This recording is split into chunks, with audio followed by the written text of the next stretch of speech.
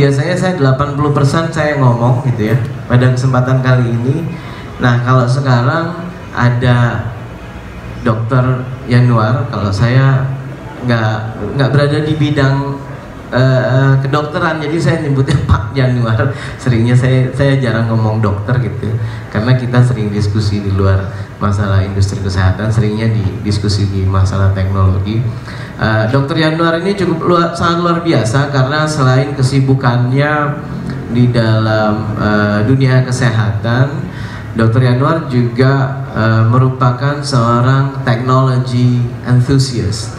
Artinya sangat antusias sekali dan sangat pemerhati dan teknologi, dan akhirnya kemudian juga memiliki studio untuk pembuatan mobile apps yang namanya Lenungga Studio, ya benar ya dok ya?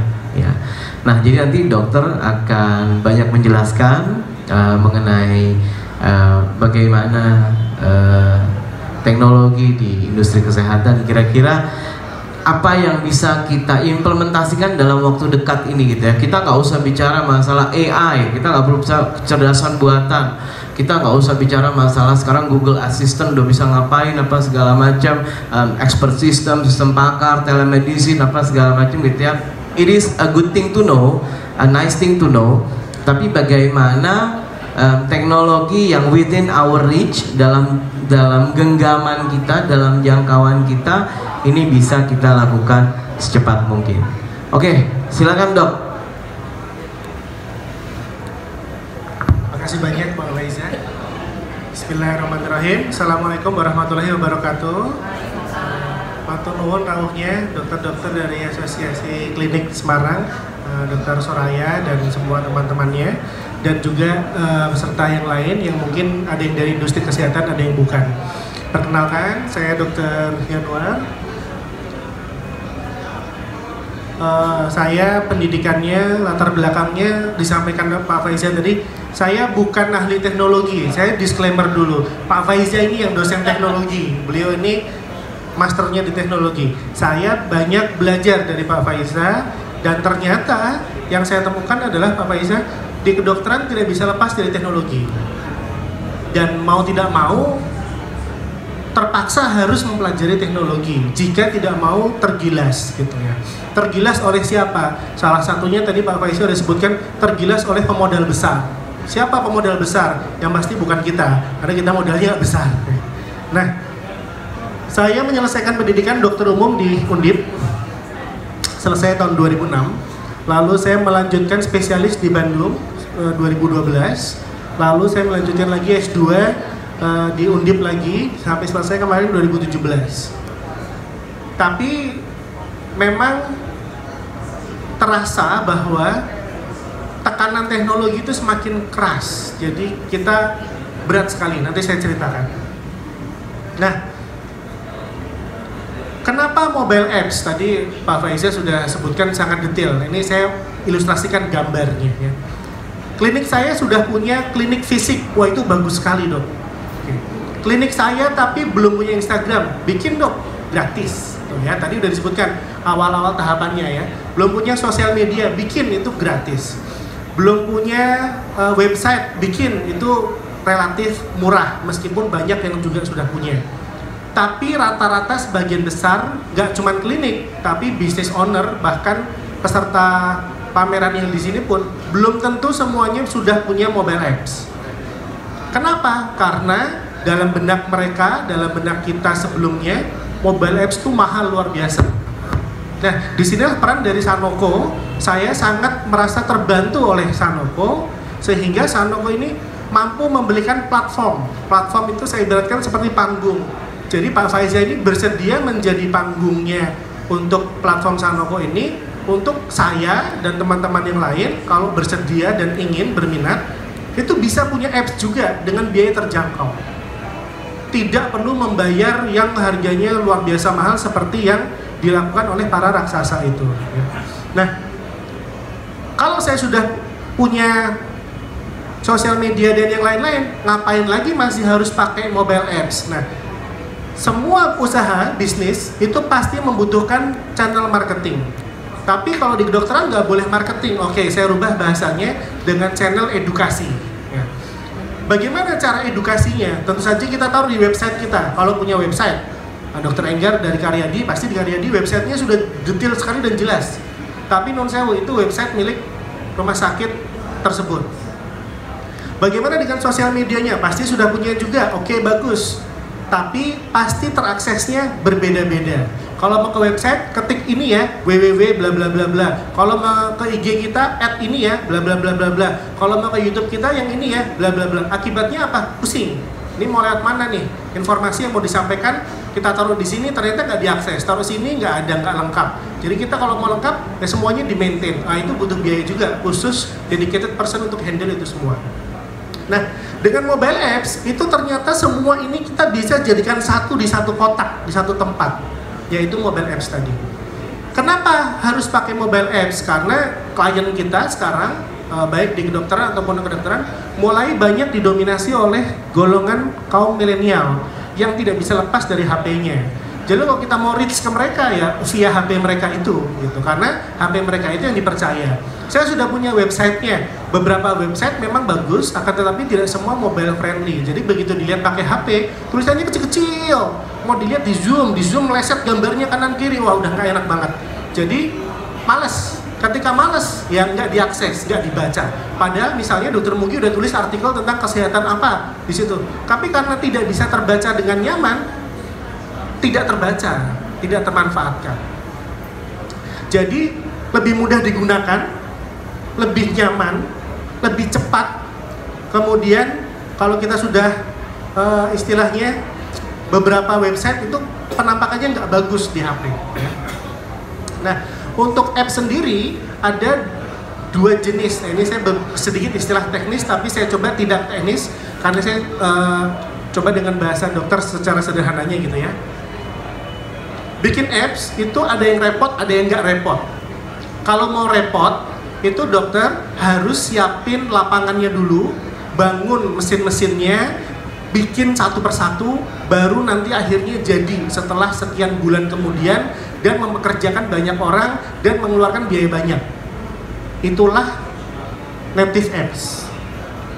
Tapi memang hasilnya bagus, luar biasa sekali, tapi biayanya juga mahal. Nah, kalau kita yang usaha kelas kecil disuruh bangun aplikasi yang seperti itu, terlalu berat. Akhirnya kita nggak punya. Kalau karena kita nggak punya, kita nggak diakses. Karena kita nggak diakses, ya kita kalah. Nah, solusinya gimana? Ya, nggak usah repot. Pakai aja yang sudah siap pakai, istilahnya template ya Pak ya. Kita sudah punya template-nya di Sanogo. Itu template-nya siap pakai, tinggal copy paste, ganti isi, selesai. Istilahnya fotonya ganti, gambarnya ganti, isinya ganti, selesai. Semudah itu. Meskipun pasti ada masing-masing kelebihan dan kekurangan. Nah, sekarang saya sedikit meluas dulu sebelum menyempit. Meluas dalam arti kata, kenapa kita harus di kedokteran terutama masuk ke teknologi?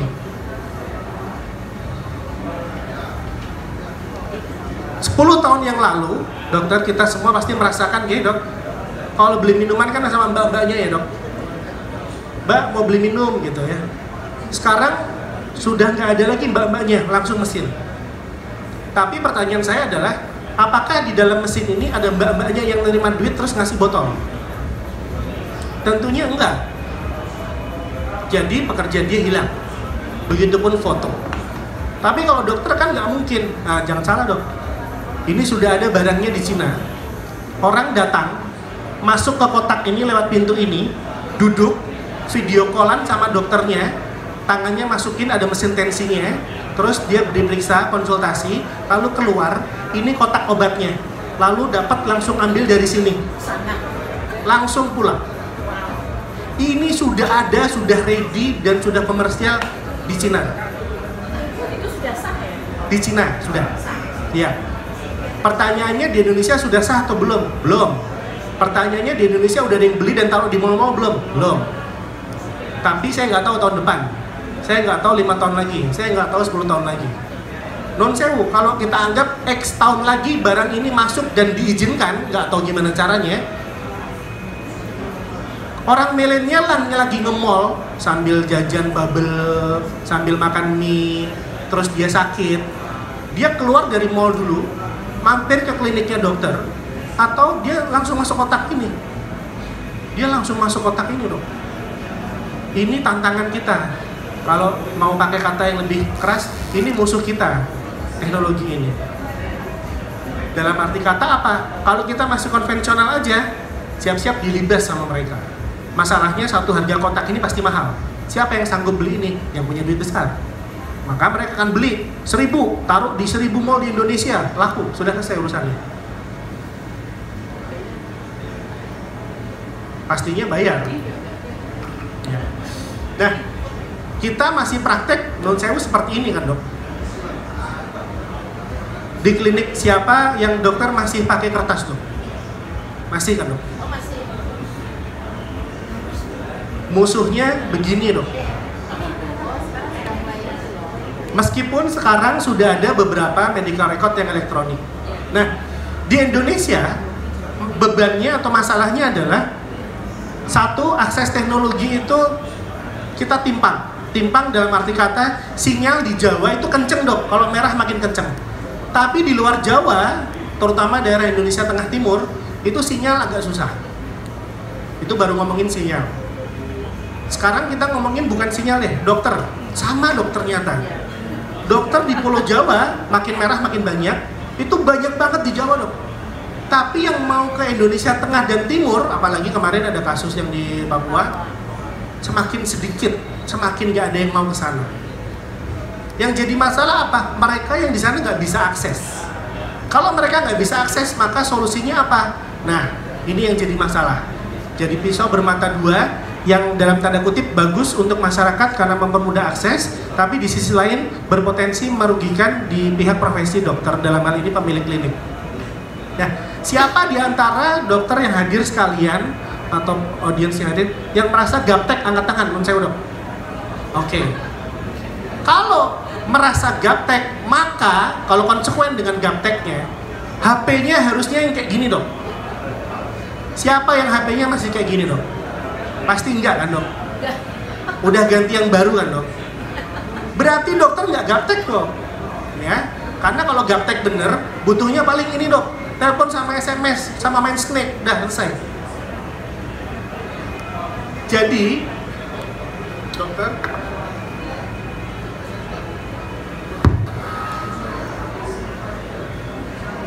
jadi sebetulnya gaptek itu kalau didefinisikan itu menguasai teknologi tapi baru sebatas konsumtif.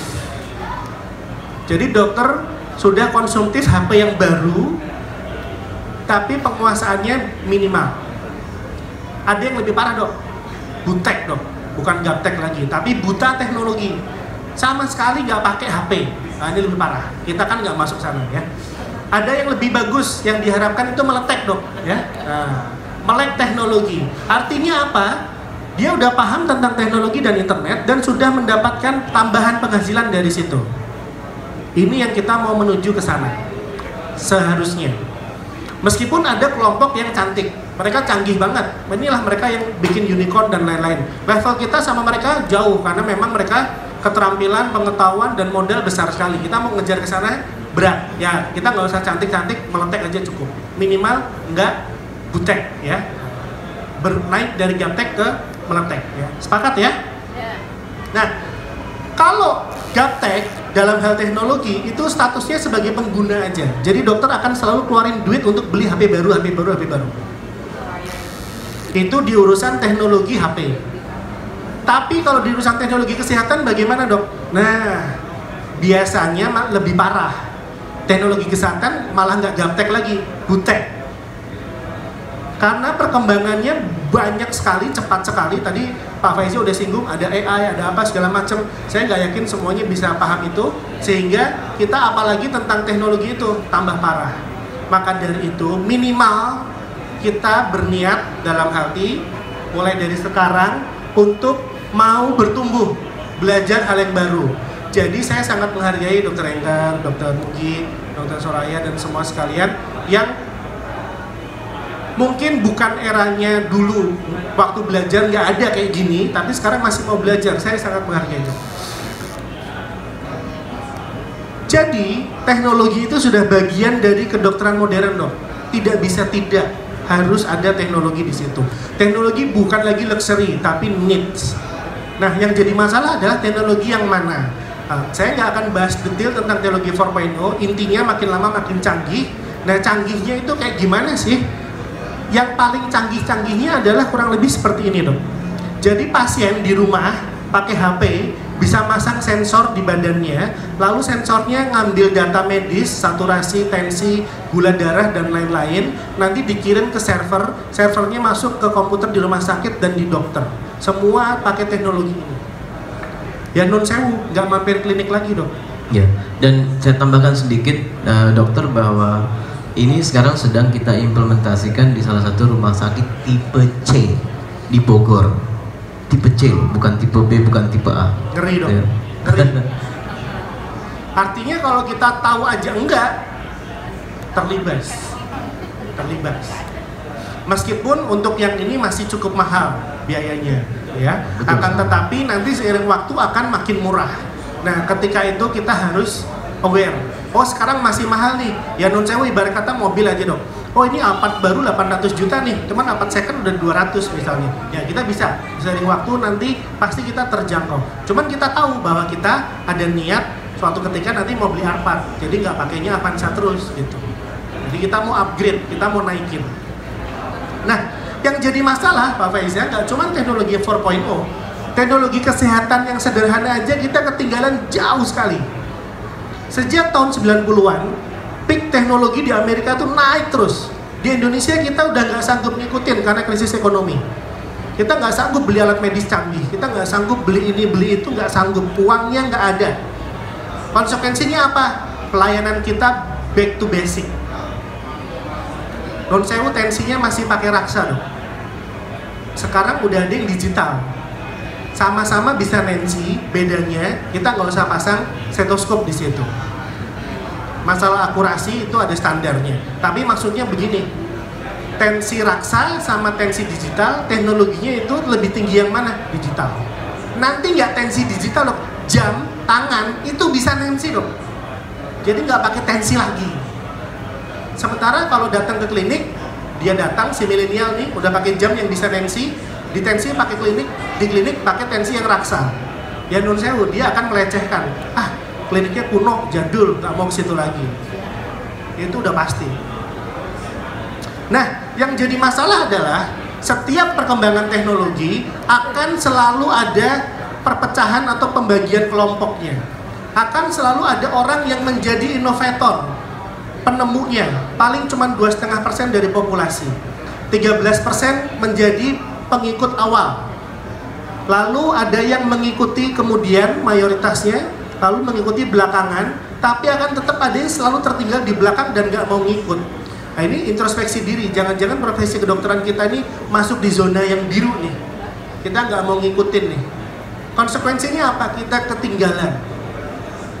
Sementara industri yang lain, mohon maaf saya sebutkan industri, bahwa kedokteran, kesehatan itu industri. Jadi industri yang lain, retail, properti, makanan, teknologinya sekarang udah canggih. Kalau di industri kesehatan kita nggak canggih, nggak ngikutin, kena kita. Nah, kita sudah dikepung dengan perkembangan teknologi yang seperti ini.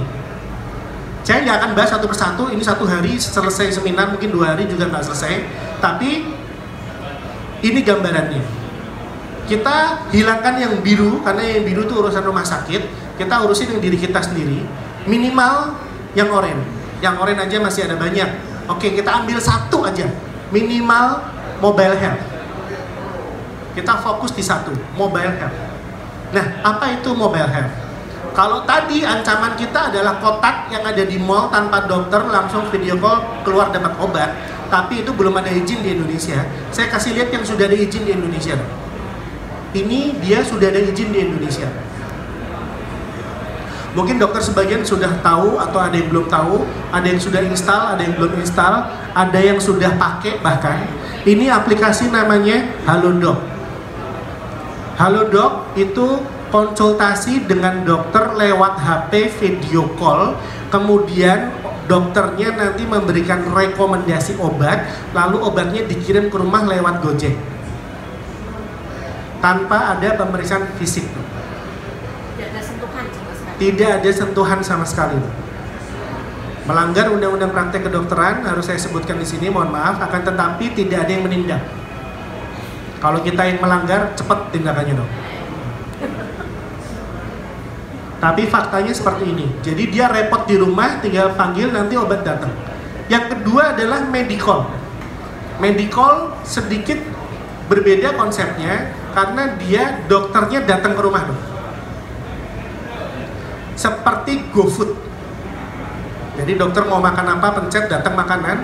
Ini dokter sakit apa, pasien kita sakit apa, dia pencet, datang pasiennya, dokternya dong. Datang ke rumah dong, home visit. SIP-nya bagaimana? Saya nggak tahu penjelasannya. Nanti kalau ada kejadian pada pasien, reaksi obat, meninggal dan lain-lain, saya nggak tahu. Kalau ternyata itu pasien palsu, bukan status palsu ya dok, tapi pasien palsu misalnya dipanggil, kemudian dokternya datang, mohon maaf misalnya perempuan, lalu dikerjain di sana dan tidak bisa pulang lagi, tinggal nama, siapa yang tanggung jawab, itu juga saya nggak tahu.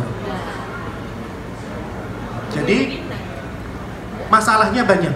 Nah, tapi saya harus sebutkan bahwa Halodoc sudah dapat investasi 65 juta dolar dok. Kalau dirupiahkan 650 miliar rupiah. Itu nolnya banyak banget dok. Jadi musuhnya itu seperti itu dok, modalnya besar sekali. Nah sekarang apalagi solusinya? Nah, sebetulnya telekonsultasi itu udah ada dari pemerintah, saya nggak akan singgung detail. Dan ini teknologi lain juga ada tentang medical image processing. Jadi ini pasien dengan fraktur misalnya, lalu kita CT scan-nya kita lihat gambar 3 dimensinya. Lalu kita bisa cetak sekarang dok, jadi barang fisik 3 dimensi. Sehingga kita bisa lakukan surgical planning pada pasien fraktur ini, lalu nanti hasilnya bagaimana. Nah, lalu rekam medis elektronik yang tadinya pakai kertas, sekarang udah mulai pakai komputer, dan sebagian sekarang sudah mulai pakai HP. Ini kendalanya. Makin canggih teknologinya, makin geser ke sana, maka peranan dokternya makin transparan, makin hilang, makin berkurang. Di mana nanti batasan yang paling ideal untuk di Indonesia, saya belum tahu. Ini para ahli nanti yang harus memutuskan di mana yang paling sesuai. Yang pasti tentunya tidak akan pasien sama robot, enggak. Tapi tetap akan ada dokternya. Cuman seberapa besar peran dokter di situ. Jadi meskipun kita nggak usah khawatir bahwa profesi dokter tidak akan tergantikan oleh mesin, akan tetapi di rumah sakit tertentu, misalnya yang di rumah sakit diceritakan Pak Faisal tadi, pasti akan merekrut dokter yang paham tentang itu. Betul, betul. Kalau dokternya ditanya AI itu apa, IoT itu apa, dokternya nggak paham, ya. Kira-kira direkrut nggak sama direkturnya? Nggak akan Pak. Jadi yang sekarang yang terjadi, dokter yang sudah ada mereka harus mengani fakta integritas yang memastikan bahwa mereka harus comply dengan teknologi. Gitu. Kalau nggak mau, mereka akan dikurangi jadwal prakteknya dan kemudian putus kontrak. Ya. Jadi masalah kita bukan dokter digantikan mesin, tapi masalah kita adalah dokter yang nggak menguasai teknologi digantikan oleh dokter yang menguasai teknologi. Itu masalahnya. Betul. Itu dokter yang praktek di rumah sakit yang punya teknologi. Bagaimana dengan klinik yang nggak punya teknologi? Pasien nggak datang. Nggak datang ke situ. Pasien nggak datang. Oh beneran berarti kapitasi kita utuh. Iya kalau BPJS-nya begitu. Kalau BPJS nanti ada ketentuan yang baru, panjang ceritanya. Jadi masalahnya adalah dokter 4.0, dokter di era 4.0 ini, teknologi itu suatu kewajiban, wajib punya, minimal pengetahuannya, lebih bagus lagi keterampilannya, lebih bagus lagi infrastrukturnya punya. Sanoco bisa membantu menjembatani itu, dan saya adalah salah satu dari white label atau anak buah dari Pak Faiza yang handle untuk area khususnya Semarang dan Jawa Tengah. Betul, betul. Jadi nanti saya bisa bantu untuk itu. Tentu saja tetap dengan full support dari Sanoco dari pusat. Betul, betul. Nah ini manfaat dari seminar ini adalah saya menjembatani nih, ada needs di niche kedokteran, ya, bahwa memang butuh teknologi ini, Tapi mungkin mana yang paling tepat, mana yang paling pas implementasinya, tetap masing-masing dokter, masing-masing klinik membutuhkan kustomisasi. Yes. Nah, mungkin di situ saya bisa bantu peranan saya di situ. Betul. Lalu dokter harus menjadi minimal user, minimal pengguna, minimal paham, minimal bisa pakai. Kalau bisa pakai aja dok, jadi pegawai rumah sakit yang canggih. Tapi kalau nggak bisa pakai, pasti nanti jadi korban. Syukur-syukur nggak cuma bisa pakai, tapi bisa bikin dan memiliki. Nah, bikin dan memiliki ini Sanoko bisa membantu dokter dari yang tadinya kliniknya belum punya app jadi bisa punya app sendiri. Setara dengan apa? Ya kalau Aryadi punya app, kita punya app juga klinik kita, ya kita edit, jajarin aja sebelahnya ada app Aryadi, app klinik kita. Itu udah sejajar dong. Sejajar dalam hal ketersediaan di platform Android. Betul. Di mana kita tidak perlu mengeluarkan uang sebanyak yang dikeluarkan rumah sakit besar itu untuk membangun apps milik dia. Ya. Jadi kita harus lihat masalah di masyarakat apa, mager, mereka nggak mau gerak. Kita yang harus gerak, kita yang harus temui di tengah. Di mana? Di HP mereka ketemunya. Harus kreatif dan kolaboratif sehingga harapannya, ini harapan saya Pak Faiza. Ya. Jadi satu dokter itu bisa punya satu aplikasi. Ya. Ini personal goal saya. Ya. Jadi untuk level UMKM saya nggak sanggup saya terangkan ke Pak Faiza. Ya. Meskipun saya bisa bantu teman-teman UMKM, tapi skop saya lebih ke Industri kesehatan. Ya. Betul. Kalau satu dokter punya satu apps, maka kita bisa bersaing. Betul. Kita bisa bersaing dalam arti kata apa? Ya udah, dok, jadwal praktek jangan gimana, nanti saya ceritakan aplikasi saya. Dok, jadwal prakteknya gimana? Download aja di aplikasi. Dok, kalau kliniknya di sebelah mana? Oh itu lampu merah, Banyumane belok kanan, perapatan lurus, Pengkolan belok kiri, Pangkalan Ojek belok kanan. Pangkalan Ojeknya udah tutup, nyampe susah, pakai GPS, nanti bisa. Sehingga satu dokter bisa membuat dan memiliki aplikasi mobilenya untuk mengelola prakteknya sendiri atau kliniknya sendiri, sehingga meningkatkan kualitas layanannya dan memecahkan masalah kesehatan di masyarakat dengan menggunakan bantuan teknologi, tapi saya garis bawahi dengan tetap menjaga kode etik kedokteran dan menaati hukum undang-undang praktek kedokteran, tidak melanggarnya. Baik untuk konsultasi, pemberian obat dan lain-lain itu ada ketentuannya. Bahkan di kedokteran kita nggak boleh bilang kita marketing, nggak boleh. Ya. Kita nggak boleh bilang kita boleh. Ya. Jadi ini tools atau media bagi kami dokter bukan untuk marketing, bukan untuk iklan, tapi untuk edukasi. Betul. Edukasi kesehatan ke masyarakat kita.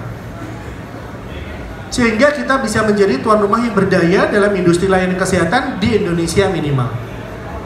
Nah, ini adalah daftar dari startup kesehatan di Indonesia.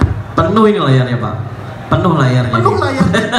Dan semuanya. Banyak sekali. Ini saya sambil berdiri karena nggak tahan. Ya. Semuanya sedang berlomba-lomba menggerus ceruk pasar kesehatan di Indonesia. Semuanya dari ini. Dan mau tidak mau, saya ikut di situ. Karena saya tidak mau kita dokter ini tertinggal. Nah, apa yang dilakukan oleh mereka banyak sekali dok. Ada yang bikin direktori dokter, ada yang bikin konsultasi dokter, ada yang bikin diagnosis dokter langsung. Ada yang bikin komunitas dokter dengan dokter. Ya. Banyak sekali, banyak sekali. Ada yang bikin untuk cuci darah, ada yang bikin untuk donor darah, ada yang bikin banyak sekali. Tapi mohon maaf dok, saya sampaikan sebagian besar ownernya, foundernya bukan dokter. Betul. Dan investornya bukan dokter. Dan investornya bukan dari Indonesia. Maka ketika ini nanti berjalan dan membesar, maka putaran uang di industri kesehatan itu yang harusnya berputar, katakanlah let's say di kota Semarang, nanti bisa berputar keluar. Dokter, klinik dokter Tembalang, maka area pasien yang datang orang Tembalang. Maka kita nggak ngomongin BPJS deh, itu kapitasi, ngomongin yang umum. Kalau ada mahasiswa Jakarta yang kuliah di Tembalang, di Undip, kos di Tembalang, dia sakit, harusnya dia jadi target market kita. Tapi karena dia malas keluar kosan untuk jalan naik motor ke kliniknya dokter, dia buka aplikasi konsultasi online. Yang jawab dokter di mana dok? Di kota lain, bukan Semarang. Oke, lalu dia kirim obat. Ngambil obatnya dari mana? Apotek terdekatnya dia, bukan dari farmasinya klinik dokter. Potensi revenue dari visit datang, konsultasi, karcis datangnya, dan potensi revenue dari apoteknya loss dong. Kalau kita nggak sikapin sesuatu dengan ini, lama-lama, loh, kok kunjungannya kemarin sekian, sekarang sekian ya? Loh, kemarin omsetnya farmasi sekian, kok sekarang sekian ya? Wah, nggak bisa, saya harus lay off satu farmasi saya harus lay off satu perawat saya harus lay off satu dokter saya. Dokternya cuma 2, dokter sama dia. Oh, berarti saya harus jaga lagi. Mau tidak mau akan berpengaruh ke kita. Jadi saya sedikit gambaran tentang aplikasi yang saya kembangkan untuk saya sendiri praktek membantu. Jadi dokter bisa cek aplikasinya.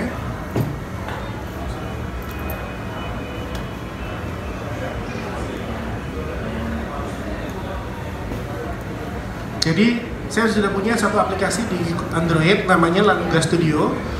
Ketika itu dokter browse di Google Play Store, sudah bisa di-download. Lalu setelah download bisa apa? Nah, tampilannya seperti ini.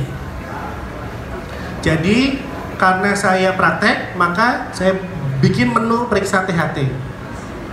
Maka ketika dia klik periksa THT, akan muncul di sana profil saya. Lalu muncul juga di sana riwayat pendidikan, profil, dan lokasi praktek. Saat ini saya belum punya klinik sendiri, tapi saya praktek di rumah sakit. Tapi saya bahkan tidak mencantumkan nama rumah sakitnya dok di sini. Yang saya cantumkan adalah hari. Kenapa? Karena salah satu usaha saya untuk melepaskan keterlekatan pasien dari rumah sakit dan menimbulkan kelekatan pasien kepada saya. Jadi ketika dia membaca aplikasi ini, maka dia akan berpikir, kalau hari Senin saya mau ketemu dokter Januar, kemana ya? Baru dia tahu, oh Senin ke dokter Januar di rumah sakit ini. Tapi kalau Rebo, oh ketemunya di rumah sakit ini.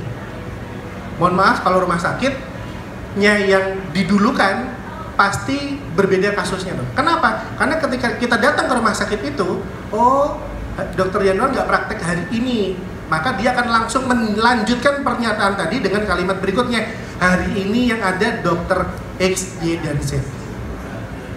Maka potensi revenue saya dari satu pasien itu hilang karena ke pasien yang lain. Nah, ini salah satu siasat saya untuk melakukannya. Sehingga apa? Sehingga ketika saya berpindah rumah sakit, saya tinggal cantumkan hari yang berbeda, ganti nama rumah sakitnya, ganti alamatnya, selesai. Yang penting pasien maunya sama saya. Itu dulu. Nah, kalau klinik, maka dokter harus sebutkan klinik itu, layanannya apa, keunggulannya apa. Nah, kalau di klinik, nanti bisa kita lihat kan, oh ruang tunggunya seperti ini, fasilitasnya seperti ini. Nanti kalau mau ke sana GPS-nya begini. Kalau mau telepon segala macam nanti pendaftarannya begini bisa. Dan saya juga dari platform Sanogo bisa memanfaatkan beberapa fitur yang ada di situ, antara lain video edukasi. Jadi kalau pasiennya sakit sinus, sakit tonsil, sakit telinga, alergi, itu sudah ada video tentang penjelasan penyakit itu di app saya, sehingga saya bisa mempercepat periode konsultasinya. Pertama saya suruh install dulu, kedua, Bu sakitnya sinusitis misalnya, Bu lihat videonya sinusitis yang ini, nanti kalau operasi kurang lebih seperti itu. Pikir-pikir aja dulu, nanti minggu depan kontrol lagi, maka minggu depan ketika dia datang, dia sudah lihat video ini, dia sudah paham, oh sinusitis itu begini, sakitnya operasinya begini, saya nggak mau operasi dok, ya sudah. Atau oh saya mau operasi dok, oke, bisa. Tapi saya tidak perlu habiskan waktu praktek saya sekitar 3 sampai 5 menit untuk menjelaskan prosedur itu dengan detail. Meskipun kalau nanti dia datang lagi dan mau operasi, saya tetap ulangi edukasinya. Tapi apps ini sudah menjadi alat bantu saya bekerja. Dan saya, terima kasih dari Sanoko, bisa mendesain sesuai dengan kemauan saya. Nah, itulah yang ingin saya tularkan ke dokter-dokter yang lain. Dokter juga bisa loh dok, bikin sesuai kebutuhan dan keinginan dokter di klinik sendiri. Pengen kayak gimana, nanti saya bantuin.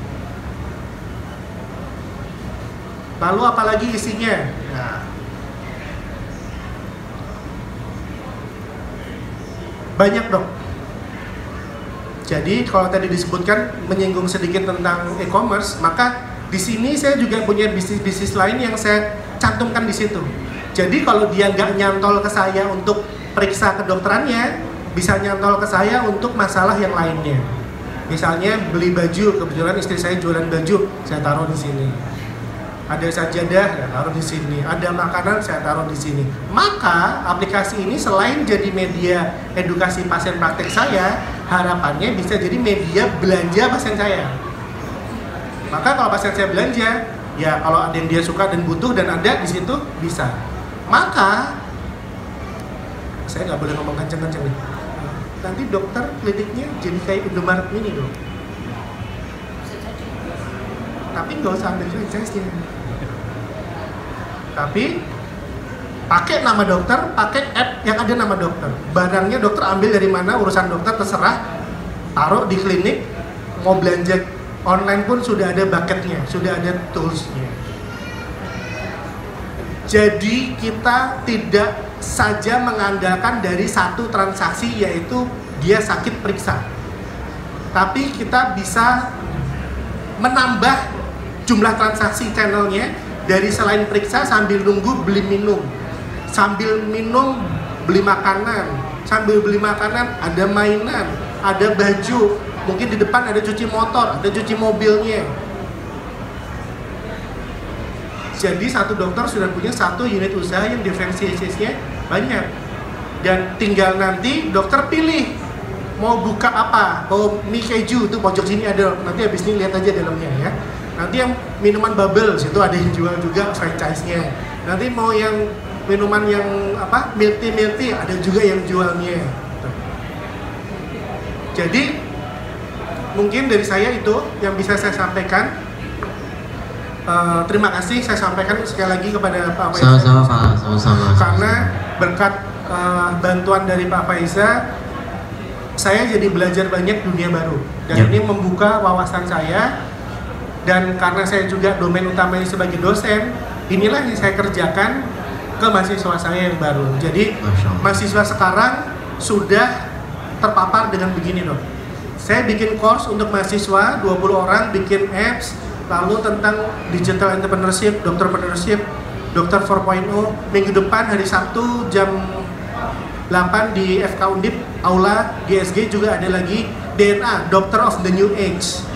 Seminar saya isi lagi di sana tentang harus bagaimana nih dunia kerja yang dihadapi dokter. Jadi sebagaimana kita gamang yang sudah punya klinik gamang, yang baru sekolah lebih gamang dong. Betul. Lebih stres mereka. Ini saya lulusnya tahun sekian 2024. Ini udah kayak gini dunianya. Nanti 2024 kayak mana lagi? Betul. Aduh. Ya minimal kita yang sudah punya resource kita optimalkan ya. Terima kasih atas kesempatannya dalam panggung ini Pak Faiza. Sama-sama. Assalamualaikum warahmatullahi wabarakatuh. Waalaikumsalam warahmatullahi wabarakatuh. Ya, jadi saya tambahin sedikit ya, bahwa ibu-ibu rekan-rekan dokter sekalian,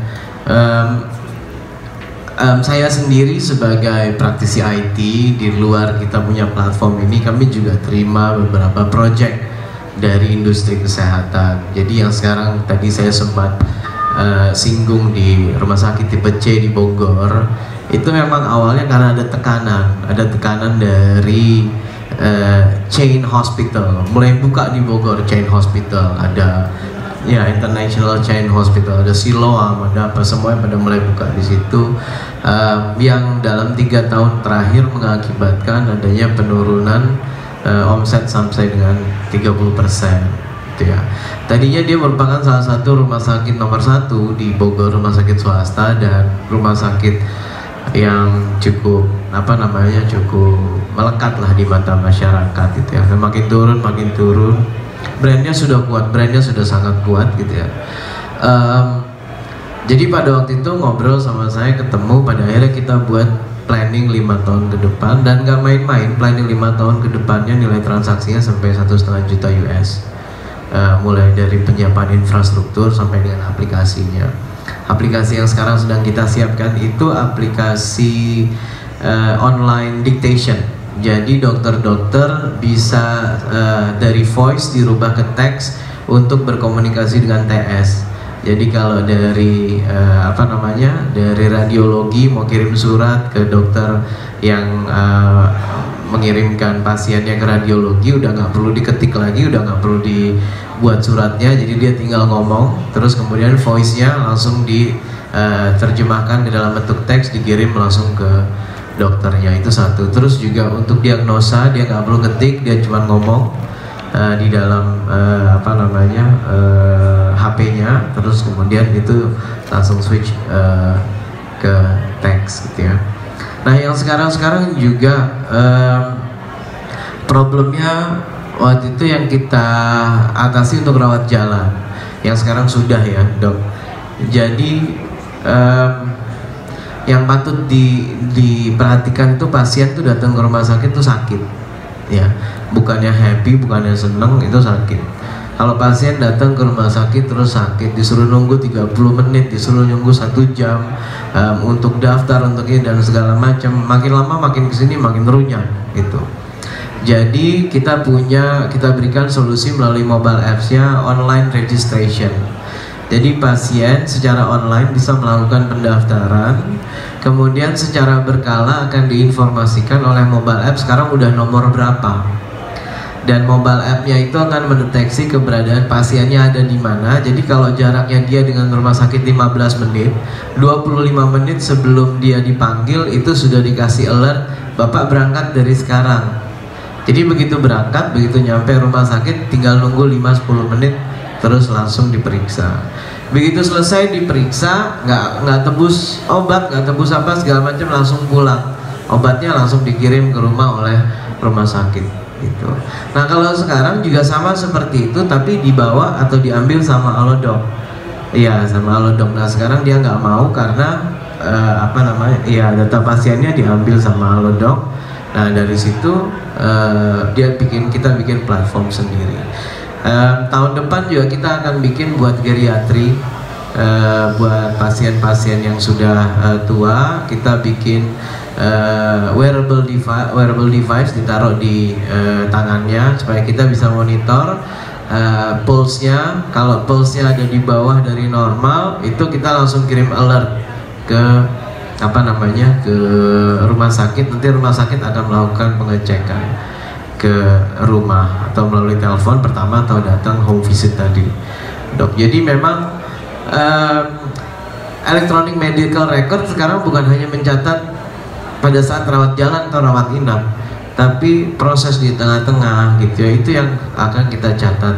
Sekarang juga mereka sudah implementasi sistem monitoring untuk pasien rawat jalan, khususnya untuk pasien TB. Pasien TB itu kan harus sampai 6 bulan ya dok ya, 4-6 bulan. Nah itu dimonitor terus melalui mobile apps, dilakukan survei secara berkala, obatnya diminum nggak, apa semuanya gitu, terus kemudian dipantau terus. Nah, jadi memang seperti itu kita bicara pengembangan yang ada di dunia kesehatan. Nah, kembali kepada apa yang bisa kita lakukan pada saat ini, ya, yang terdekat, yang paling gampang dengan kita punya mobile apps. Yang pertama, kita bisa melakukan registrasi online. Pasien bisa melakukan registrasi online melalui mobile apps-nya mereka. Itu yang pertama. Yang kedua, pada saat ingin melakukan kehadiran ke klinik, kita bisa melakukan pendaftaran online. Ya, jadi pendaftaran online dan kita bisa set. Jadi misalnya kalau dokter rata-rata waktu penanganan pasiennya kurang lebih misalnya 5-6 menit gitu ya. Jadi kita set mungkin di 6 menit. Berarti dalam 1 jam kita hanya terima 10 pasien, langsung kita set dari jam 9 pagi sampai 9:06, 9:06 sampai 9:12. Jadi semuanya sudah teratur. Jadi pada saat saya mendaftar, saya sudah tahu jam exactly saya harus datang jam berapa. Pak Faizal harus datang jam 9:24 itu ya. Jadi buat kita juga kita punya kepastian, karena non sewu bapak-bapak dan dokter di sini ya bapak ibu-ibu ya. Kadang-kadang saya sebagai pasien suka kesel kalau misalnya saya datang jam 9, dokternya baru datang setengah 10, dokternya baru datang jam 10 gitu ya. Nah melalui mobile apps kita bisa kasih notifikasi. Hari ini ada mundur waktu waktu prakteknya jam 10, jadi kita akan mulai dari jam 10 sampai ke depan. Itu bisa dikasih notifikasi melalui mobile apps gitu. Kalau kita ngandelin suster, kadang-kadang suster lupa satu nelpon apa segala macam gitu ya. Nah di beberapa daerah yang non kota besar atau non Jakarta, Jabodetabek atau Bandung juga masih bisa, kita masih terima dokter itu datang terlambat 1 jam, 1,5 jam. Tapi di Jakarta udah nggak bisa dong. Di Jakarta kalau dokter sekali dia datang terlambat 1/2 jam pemeriksaan, terus masih didiamin. Pemeriksaan kedua saya sakit lagi nih, saya datang terlambat lagi, saya pindah dokter. Artinya apa? Karena Jakarta udah sebegitu padat, kalau saya harus kehilangan 1/2 jam gara-gara nungguin orang, saya nggak bisa kerjain yang lain. Nah kira-kira seperti itu. Dan Semarang tinggal tunggu waktunya itu. Beberapa klien kami, nah total klien kami sekarang sudah ada 6.000 yang pakai platform kita. Jadi dari segi ketahanan dan kekuatan platformnya secara teknologi tidak perlu diragukan. Nah beberapa klien kami bertanya bahwa kenapa saya harus pakai atau saya harus bikin mobile app sekarang? Karena memang edukasi kami Pak Yanuar dan saya bikinnya sekarang gitu. Ya kenapa harus sekarang? Jadi saya jelaskan, pertanyaan yang sama juga ditanyakan orang-orang 10 tahun yang lalu terhadap website. Pada saat 10 tahun yang lalu orang-orang nggak ada yang mau bikin website. Habis itu saya masih laku, orang masih datang, semuanya masih laris gitu. Kalau bapak-bapak, ibu-ibu atau dokter sekalian yang ada di sini mau tunggu bisnisnya sunset, mau tunggu prakteknya menurun, silakan. Gitu. Tapi di sini kita sudah banyak sekali contoh yang dekat-dekat sini, mulai dari jamu yang sudah berdiri sejak tahun 1908, terus tiba-tiba setahun yang lalu diumumkan bangkrut. Mulai dari di Amerika sudah banyak sekali toko-toko yang bangkrut. Di sini kemunculan Traveloka, kemunculan tiket.com bisa langsung menggilas 50-75% pendapatan dari travel agent. Itu ya teman saya travel agentnya bisnisnya semuanya sunset. Itu jadi at the end, apakah kita mau tunggu 10 tahun lagi? It's your decision to make gitu. Tapi kalau saya akan tunggu 10 tahun lagi, kalau biayanya 200 juta, 300 juta, 600 juta, saya nggak mau bikin sekarang. Tapi kalau biayanya 600.000, bapak-bapak, ibu-ibu, dokter-dokter, sekarang kita makan di Ngelaras Rasa aja udah lebih, ya kan? Itu jadi kurang lebih kita pertimbangkan karena sekarang posisinya murah. Tapi apakah 600.000 biayanya untuk lisensinya? Betul segitu. Tapi yang kita encourage dari dokter-dokter adalah dokter bikin sendiri aplikasinya gitu. Tapi memang perlu kita sadari bahwa untuk dokter melakukan pembuatan mobile app sendiri itu sangat sulit gitu ya. Jadi kita sendiri udah kasih contohnya untuk klinik kecantikan seperti apa, untuk klinik klinik Pratama seperti apa. Contohnya kita udah punya itu Pak Yanuar, ya udah komplit. Tetap aja rekan-rekan pemilik klinik biasanya mereka kembali menyerahkan ke kita, Pak Faizal tolong dibuatin dong Pak gitu. Nah jadinya akhirnya memang kita juga menyediakan jasa pembuatan mobile app untuk klinik kecantikan, untuk dokter-dokternya sekalian. Nah biasanya kalau sudah urusan industri kesehatan langsung secara otomatis saya serahkan ke Pak Yanuar dan timnya di Landungga Studio gitu. Karena memang beliau spesifik sangat concern dan sangat ahli untuk mengurusi di bidang industri kesehatan. Kira-kira seperti itu rekan-rekan sekalian, para dokter dan juga teman-teman yang hadir di sini. Kira-kira ada yang ingin bertanya? Teman-teman semua ada yang ingin bertanya mengenai digitalisasi, mengenai kira-kira apa manfaatnya untuk mungkin bisa cerita punya klinik atau kayak gimana gitu? Ada problemnya apa? Ada ibu? Mau bu? Silakan. Iya bu. Terima kasih. Iya. Saya salah satu pemilik klinik di Semarang, tetapi memang hampir sebagian besar klinik di Semarang yang sudah MOU, dalam hal ini kita bicara masalah JKN ya, yang sudah MOU dengan JKN itu memang ada rambu-rambu. Misalnya nih kita sudah bergabung dengan ini. Rambu-rambunya adalah kita itu ditarget satu, kunjungan fisik. Kunjungan fisik. Yang kedua, untuk peserta prolanis, program penyakit kronis itu kita juga ada targetnya. Kemudian untuk home visit kita juga ada. Nah, kalau misalnya ini kemudian berjalan dengan cakep nih ya, kemudian otomatis pasien-pasien yang hadir di tempat kami, karena secara sistem pasien ini sudah mulai terdaftar dari sistem P-Care yang ada di tempat kami, mulai dari pendaftaran, kemudian entry obat kalau ada, kemudian atau hanya edukasi atau hanya kunjungan sehat, itu semua tersistem di dalam sistem P-Care, P-Care-nya JKN.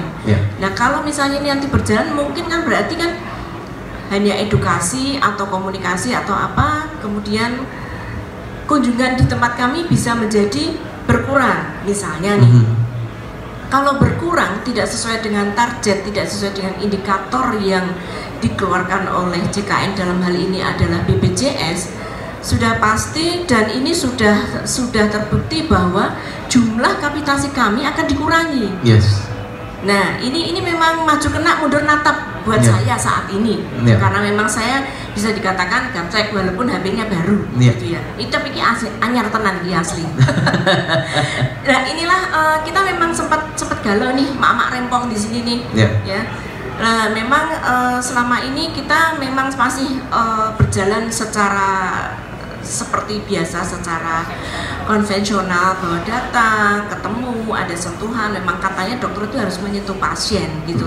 Kemudian kita walaupun tensi itu bisa dilakukan oleh perawat, tapi tetap kita masih ada sentuhan-sentuhan itu.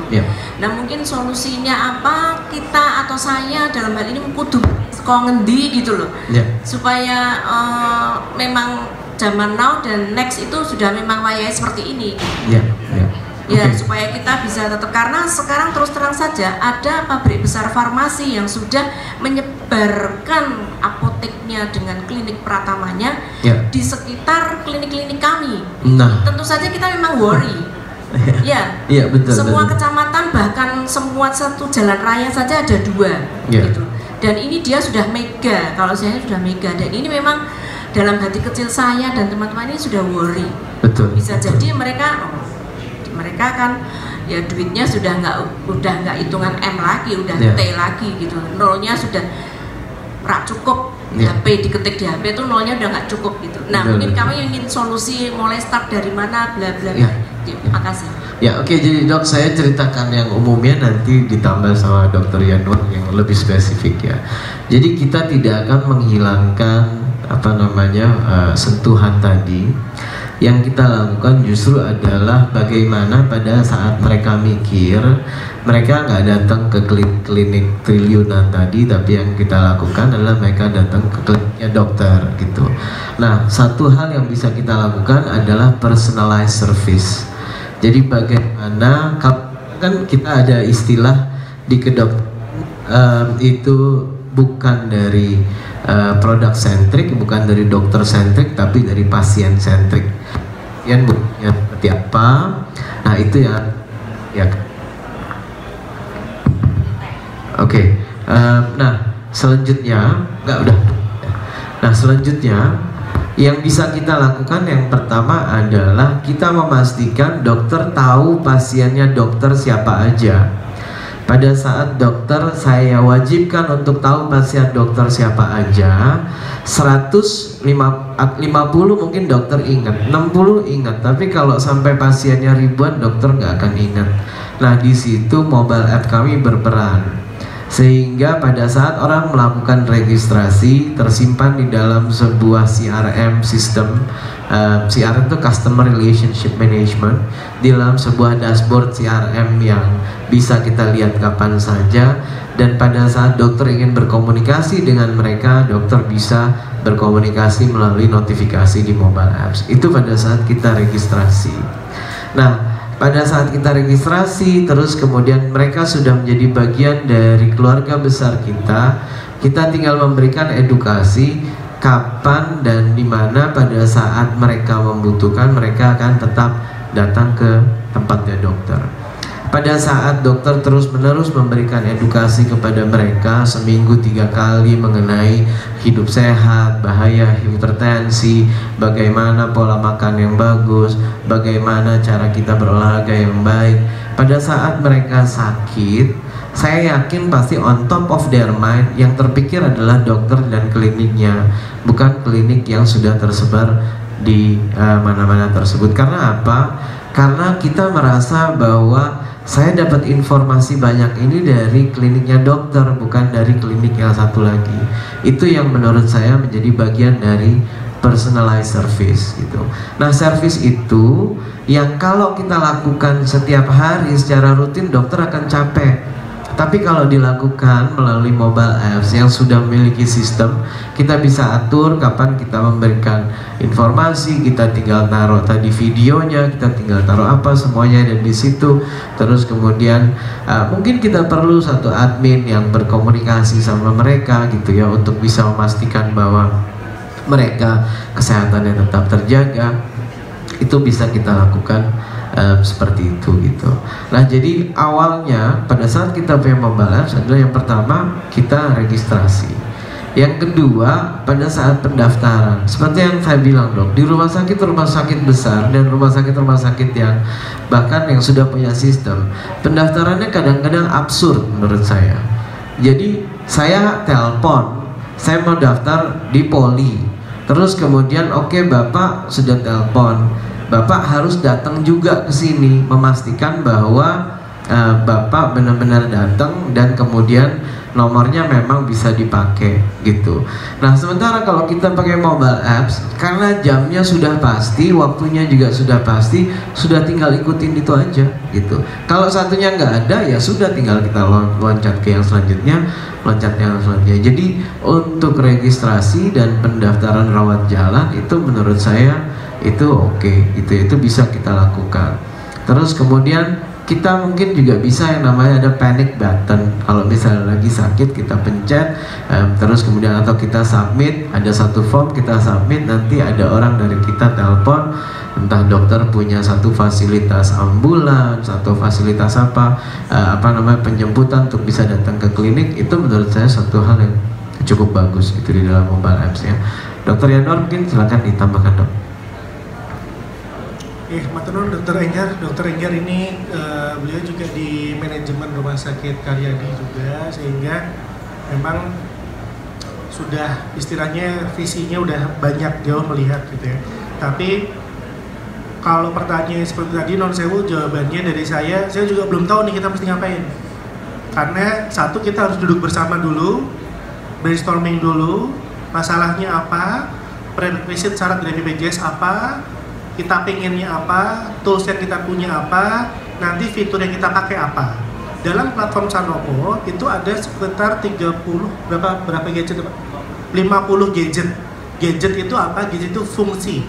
Misalnya contohnya satu yang di sini itu satu fungsi. Saya contohkan ini. Fungsi ini ketika dia pakai apps ini, dia klik icon yang ini, dia langsung chat WhatsApp sama saya. Meskipun dia nggak tahu nomor HP saya berapa. Maka ini yang tadi dimaksud panic button-nya. Maka wah saya apps-nya kebanyakan tombol nih, bingung mau ngapain. Tak aja nanti langsung chat, manual chat lagi sama saya bisa. Atau bukan chat tapi call juga bisa. Atau apa bisa. Nah, itu satu gadget. Berarti butuh get gadget atau butuh fungsi untuk menghubungi. Nah, itu 1 dari 50. Tapi apakah 50 fungsi kita taruh semua biar app-nya bagus? Enggak juga. Nanti pusing juga ini yang dipencet yang mana. Nah, mendesain perjalanan membuat aplikasi dari mendesain, membuild, mengentry data, mempublish, lalu ambil feedback, nanti diperbaiki lagi, itu berjalan terus dok. Kalau gitu nggak selesai-selesai bikinnya. Iya dok, hampir setiap bulan ini app saya ganti isinya. Ada kuliah buat mahasiswa saya taruh juga, ada urusan lain saya taruh juga, ada event saya taruh juga, eventnya udah selesai saya tutup. Tapi platformnya saya udah punya, mau diapain aja bisa, dan saya nggak usah telepon Pak Faiza untuk itu, saya kerjain sendiri bisa. Nggak butuh manggil programmer untuk ngoding lagi dong, ganti fitur, tambah fitur dong, nggak usah. Jadi ini tools yang responsif, kita bisa bikin sendiri, tambah fitur, kurangin fitur sesuai kondisi. Sebagaimana kita tahu BPJS aturannya hari ini dikeluarkan, kemarin ganti loh. Jadi kita harus mengatur memang. Nah, yang tadi disampaikan Pak Faiza adalah fungsi utama ini brand, personal brand atau klinik brand. Menurut saya Dokter Enggar kliniknya namanya apa ya dok? Bina Medica. Nah, kalau yang kita sudah terkenal, kalau yang kulit kita sebut brand kulit yang lain misalnya, itu orang udah asosiasi, oh brand itu pasti kayak gini. Kita belum sampai ke sana dong. Pakai apps ini langkah pertama untuk ke sana. Maka dengan adanya apps ini, kita bikin standarisasi satu klinik Bina Medica dokter dulu. Bina Medica tuh kayak gimana sih visi misinya? Oh dari depan kayak gini. Ketika satu apps untuk Bina Medica dan layanannya itu selesai, nanti dokter tinggal buka cabang yang kedua, ketiga, beres. Yang jadi masalah adalah kita satu klinik aja belum beres. Nah, itu kita bantu pakai ini biar jadi beres. Meskipun mungkin nggak bisa semuanya terselesaikan, tapi minimal ada alat bantunya. Jadi kita punya senjata tambahan, meskipun tetap butuh effort tambahan pastinya ya, butuh. Nah, untuk itulah saya menjembatani nanti bermitra, istilahnya kita kan ini software as a service. Jadi ini dokter nggak beli putus dok, ini kita beli layanan.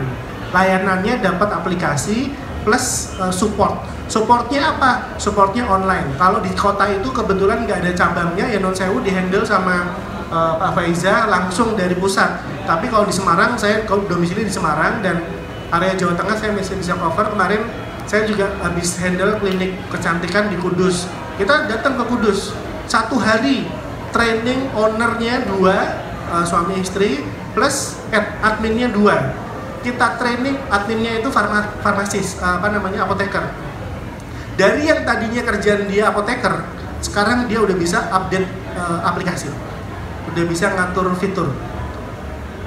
Jadi kami nanti akan ngupgrade resource yang dokter punya,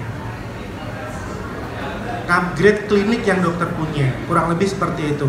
Tapi fiturnya nanti pengen ada ini, boleh. Nanti saya bantu diskusi sesuai dengan pengetahuan dan keterampilan yang saya punya di bidang kedokteran. Tapi kalau secara teknis, saya pun masih konsul sama pusat Pak Faiza. Jadi istilahnya kalau dengan jadi mitranya Sanopo, jadi kliennya Sanopo, kita jadi punya IT outsourcing lah gampangannya. Jadi dokter nggak usah gaji saya, dokter nggak usah gaji Pak Faiza, tapi kita akan bantu support via service dari biaya layanannya itu. Siap, dokter ada yang mau ditambahkan atau sudah cukup? Ya, oke. Teman-teman yang lain ada yang ingin ditanyakan? Ya, silakan Ibu. Assalamualaikum warahmatullahi wabarakatuh. Waalaikumsalam warahmatullahi wabarakatuh. Terima kasih, alhamdulillah saya bisa hadir di sini. Terima kasih banyak ilmu yang saya dapat. Saya perkenalkan, saya Rina dari Klinik Pratama Medica. Ini dari jauh, dok, dari Cirebon. Oh, dari Cirebon, masya Allah. Ya. Siap. Kebetulan kami dapat info dari website. Iya, betul. Nah, alhamdulillah setelah menyimak dari pemaparan tadi ya, sedikit-sedikit terbuka. Jujur aja saya memang awam dalam hal ini, Dok. Yang mau saya tanyakan untuk APP ini ya, Dok ya. Ini bisa terkoneksi kah dengan software yang ada di klinik? Dia bisa terakses. Terus untuk ATP ini kapasitasnya berapa MB ya, Dok? Soalnya kan kadang kadang masyarakat kan nanya dulu nih, besar enggak ya? Iya, untuk ininya. Jadi kadang kalau misalnya terlalu besar kan mereka juga kadang nggak mau. Betul. Gimana triknya supaya info itu lengkap tapi MB-nya juga kecil? Mungkin itu saja. Terima kasih. Terima kasih, Dokter. Oke, jadi kalau aplikasi kita sih relatif kecil ya.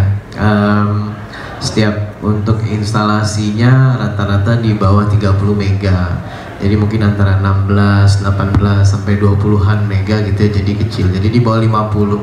Rata-rata kan kalau udah di atas 50 tuh orang nggak mau ya. Nah, kita di bawah 30. Itu yang pertama. Terus yang kedua, integrasi dengan aplikasi itu kita bisa lakukan dengan beberapa model. Yang pertama, kita punya satu fungsi yang namanya iframe. Fungsi iframe ini memungkinkan untuk mengakses websitenya ibu atau bapak atau sistem ibu atau bapak yang sudah ada di internet, diakses di dalam app-nya gitu. Jadi tanpa kita harus integrasi, kita sudah bisa langsung melakukan proses tersebut. Tapi kalau sistemnya memang tidak terhubung di internet dan sistemnya harus dilakukan integrasi melalui jalan belakang atau kita bilangnya back end system, itu ada biaya integrasinya. Itu bisa kita integrasikan tapi ada biaya integrasinya gitu. Nah, saya sih di awal saya menyarankan untuk tidak menggunakan integrasi. Jadi gimana pun kita coba lakukan untuk biaya ini seminim mungkin gitu dong. Nah, jadi dari situ ya memang yang bisa kita lakukan di klinik adalah yang pertama kita bisa pasarkan produknya, misalnya ada obat-obat atau farmasi bisa kita pasarkan di sana. Jadi untuk kopi resep orang misalnya untuk repeat gitu ya, itu bisa langsung masukkan di situ kopinya. Kita bisa lihat sebenarnya kan sekarang udah ada app-nya K24 gitu ya. Kalau untuk farmasi kita bisa lihat aja, oh kira-kira saya pengen formnya sama-sama mirip-mirip kayak gitu, itu kita bisa masukkan seperti itu. Terus untuk registrasi, untuk pendaftaran, terus kemudian kalau untuk klinik kecantikan biasanya kita ada loyalty stamp. Misalnya dia 10 kali perawatan dapat sekali gratis ya gitu. Nah itu bisa seperti, tapi kalau klinik Pratama saya kayaknya sih enggak ya, nggak pakai loyalty stamp gitu. Tapi kurang lebih itu yang bisa kita lakukan gitu. Dan klinik kita ada bikin di Banjarmasin juga ada namanya klinik mitra keluarga gitu ya. Nah itu mereka juga bikin dari kita, terus mulai dari pendaftaran, terus kemudian sampai dengan reservasi pasiennya gitu. Oke, Dokter Yanuar, ada yang mau ditambahin, Dok? Sistem yang di klinik pakai apa ya, Dok? Online, web atau enggak? Jadi kebetulan jujur saja kami akan mengarah ke sana. Cuman kami masih bingung, Dok, apakah itu dengan VPN atau dengan sistem yang cloud? Oke, itu fungsinya untuk registrasi dan rekam medis. Oke, jadi untuk sistem rekam medis pasien atau klinik itu ada banyak sekali. Dokter bebas pilih yang mana aja, nggak masalah. Karena dari platform Sanogo memang nggak ada yang spesifik untuk manajemen klinik. Tapi kalau dokter sudah punya sistem manajemen klinik yang sifatnya offline, berarti nggak bisa integrasi, karena berarti jalan di komputer itu saja. Tapi kalau sistemnya online dan ada alamat webnya, itu bisa nyambung dengan mudah. Nah, apalagi kalau provider atau vendor manajemen klinik dokter itu sifatnya dia sudah cloud. Wow, itu gampang banget. Jadi saya juga sudah ada beberapa partner dalam hal itu, misalnya mau pakai rekam medis online, jadi punya aplikasi untuk kliniknya plus rekam medis online-nya itu pun sudah ada yang sudah cloud gitu. Nah, tinggal nanti dihitung mau pakai vendor yang mana, biayanya berapa, itu saya kembalikan ke klinik, terserah itu haknya klinik, prerogatif mau milih yang mana. Saya cuma sampaikan opsinya yang saya tahu, ini, tinggal mau pilih yang mana gitu. Kalau sudah online dan cloud itu nyambung dok. Jadi nanti ngaksesnya dari situ dan passwordnya ada. Jadi ketika masuk ke situ yang bisa masuk menu rekam medis hanya pegawai klinik. Itu kita bisa hide menu itu. Lalu setelah pegawai klinik masuk ke menu rekam medis, dia masih harus masukin ulang username dan password dia untuk masuk ke sistem rekam medis itu. Jadi pasien umum nggak bisa masuk menu loginnya pun nggak bisa masuk, dan kalaupun dia bisa masuk dia masih harus masukin username password, jadi 2 kali diumpetin gitu. Jadi istilahnya di hide ya, kita masukin itu bisa gitu. Dokter tinggal cari vendornya yang sudah online dan lebih bagus lagi yang sudah servernya cloud, jadi lebih gampang kita integrasinya, nggak masalah. Nah, ini klinik kulit yang tadi saya ceritakan, dia lokasinya adanya di Kudus ya. Ini kliniknya. Jadi kalau app ini satu kali bikin, dokter dapat app-nya dan juga dapat website-nya dan juga dapat mobile web-nya. Jadi kalau orang yang HP-nya memorinya low, dia bisa install web app-nya. Jadi nggak usah ke Google Play, install versi webnya, lalu klik shortcut-nya add to home screen, sudah seolah-olah punya app yang terinstall tanpa makan memori dia, karena platform Sanoco ini jalannya sudah cloud. Jadi semua data perhitungan itu di server semua. Jadi kalau nggak mau install pun tetap bisa pakai. Terus dia juga pengen punya layanan telekonsultasi kecantikan. Terus waktu itu minta didesain kurang lebih seperti ini. Jadi data pasien ngentri, foto-foto ngentri, lalu submit. Nah begitu submit, datanya masuk di data klinik. Nanti dihubungi sama pihak klinik. Oh ini kayaknya keluhannya ringan, bisa pakai obat OTC. Dia punya produk OTC-nya, OTC yang ini dulu. Oh ini kayaknya berat, harus konsultasi sama dokter kulitnya dulu. Berarti harus datang dulu. Jadi dia sudah punya dalam tanda petik Halodoc sendiri. Tapi brandnya bukan Halodoc, brandnya Muntira punya dia. Nah inilah yang melekatkan pasien tadi brandingnya. Oh Muntira baik nih, mau bantu konsultasi, pakai produknya Muntira aja. Nah mau nggak mau kita sekarang ngarahnya ke emotional attachment itu dok. Jadi kok menang kalah, jarak dekat, mahal murah, itu kita bisa dihajar sama punya orang. Tapi kalau ke emotional attachment, ini kemarin saya jerawatannya jadi bagus karena sama klinik ini, dia pasti referral ke yang lain. Begitu referral, ada fiturnya share, langsung app kita dibagikan ke yang lain. Jadi orang lain akan bisa install juga. Gitu. Jadi itu benefit yang kita dapat kalau kita punya tools yang namanya mobile app. Dan non sewu, belum banyak yang punya klinik yang punya apps. Sehingga ketika kliniknya dokter punya apps, wah keren nih, kliniknya punya apps. Karena nggak semua punya, Dan kalau nanti berhubungan sama klinik BPJS yang pasiennya 3.000 itu misalnya, maka kita bisa bikin sistem app-nya dikunci. Jadi app-nya nggak hanya bisa diakses oleh pasien yang kapitasinya terdaftar di klinik kita saja, bisa dong. Baru ketika dia register nama dia yang sudah terdaftar di kita datanya, maka baru benefit di app itu dia bisa dapat edukasinya lah, video penjelasan tentang penyakit lah, apa itu akan mengikat supaya dia kapitasinya tetap sama kita, nggak pindah ke klinik lain. Itu salah satu tipsnya. Nah, tinggal value apa yang dokter mau kasih ke situ. Nah, value-nya ya value yang kita kerjakan setiap hari dok, edukasi ke pasien. Gimana caranya? Ya non sewu ini saya rekam video seperti ini dok, saya punya channel YouTube namanya Lanungga TV. Jadi kegiatan-kegiatan kuliah saya upload ke sana. Itu dokter tinggal lihat, akses itu gratis. Nah, nanti dokter juga bisa punya sendiri Bina Medika YouTube, punya YouTube channel sendiri. Nanti ini edukasi tentang cuci tangan, edukasi tentang pola makan, edukasi tentang ini. Itu namanya konten marketing dok. Itu namanya memberikan informasi, tidak jualan, tapi dia melekat sama kita. Dan di setiap videonya ada brand klinik kita. Di setiap videonya ada ajakan untuk install app kita. Ada informasi bahwa kita sudah ada app-nya. Nah, itu yang sekarang belum dikerjakan oleh klinik-klinik, tapi sudah dikerjakan oleh industri lainnya. Ya, jadi memang jadi paradigma yang mau ditawarkan agak beda. Jadi dokter-dokter di sini juga harus bisa shifting ya. Nah ini juga buat bikin janji ya, ini contohnya. Dia mau datang jam berapa? Kalau udah di booking, nggak bisa diambil sama? Ya, sama orang lain, ya, sama pasien lain, betul.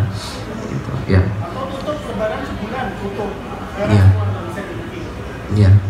Nah jadi seperti di rumah sakit Pondok Indah, kalau misalnya ada dokter-dokter yang memang punya pasien yang cukup banyak, jadi kalau kita datang, kita mau daftar, biasanya kita dikasih, oke, saya mau datang ke kayak saya misalnya ke dokter Objin gitu ya di Pondok ini, itu kita akan dapat jadwal 1,5 bulan kemudian.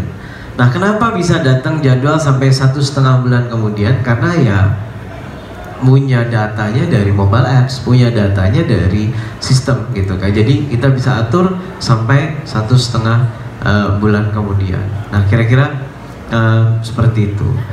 Nah, jadi memang yang kita inginkan sekarang adalah rekan-rekan dokter atau rekan-rekan yang ada di industri kesehatan juga harus mulai menggeser paradigma berpikirnya yang tadinya kita non sewu banyaknya ada di produk centric dan juga ada di dokter centric. Nah, kita sekarang mulai memberikan layanan kita atau jasa kita ke pasien centric. Jadi jangan berpikir bahwa banyak edukasi yang gratis atau apa segala macam justru akan membuat mereka nggak ke kita, justru sebaliknya. Justru mereka akan jauh melekat ke kita gitu. Karena dengan memberikan hal seperti itu, pada saat mereka membutuhkan, on top of their mind adalah klinik kita gitu. Kira-kira sudah cukup, dokter? Ya. Ada lagi yang lain, teman-teman yang lain? Kita masih punya satu pertanyaan terakhir. Ya, Mas, ada pertanyaan?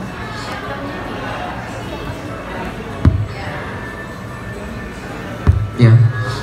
Jadi kalau saya setuju. Jadi kalau di industri lain, ya, di industri lain untuk mobile apps memang dokter-dokter juga lihat ya perkembangannya ya di industri lain, mulai dari di retail, otomotif, industri kuliner, terutama bagaimana mobile apps ini berkembang gitu ya, baik secara internasional maupun secara lokal yang ada di sini.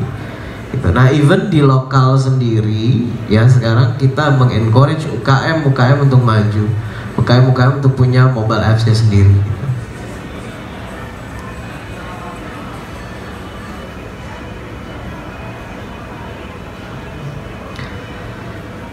Ya, kalau tidak ada bersamaan dengan waktu kita menjelang sholat zuhur, saya cukupkan seminar kita pada hari ini.